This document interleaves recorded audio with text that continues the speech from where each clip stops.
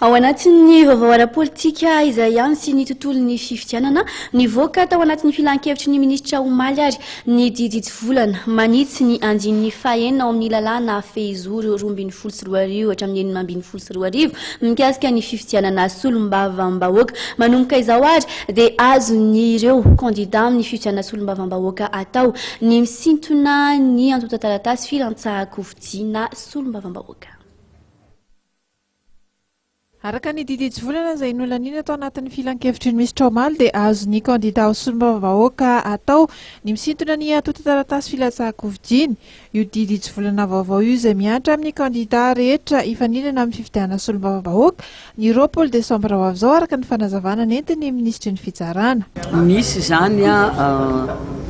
la andalana vaovao izay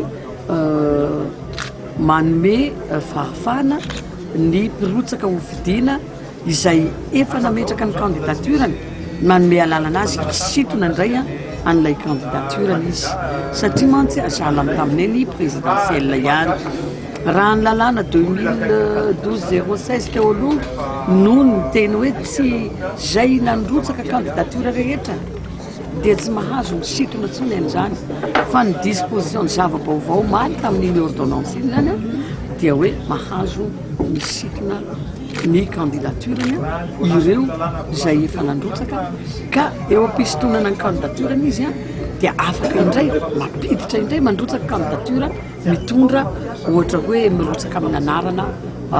antoko na fikambanana na firehana malalaka zany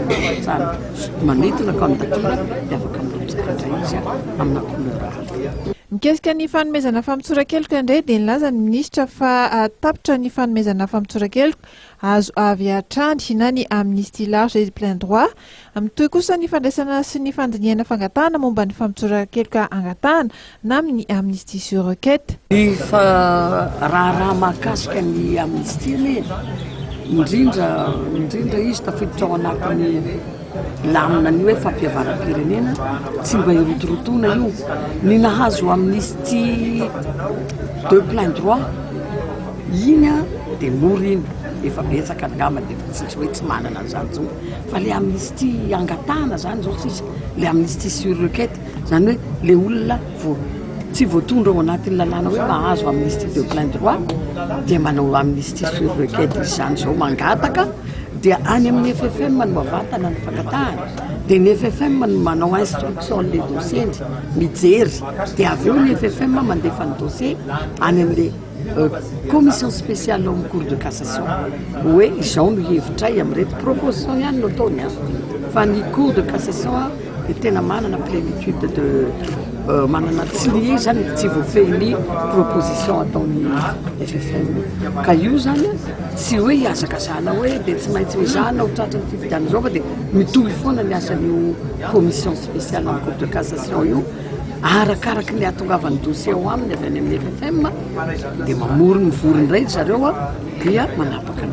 hevitra hoe reto sy reto indray zany no metsika fampitsoran-keloka. Araka izany dia tsy ho vita 100 miliona fifidianana ny fanomezana ny fampitsoran-keloka angatahana fa mitohy ary aharitra ny fanomezana izany araka ny nambaran'ny ministra Christine Razanamahasoa.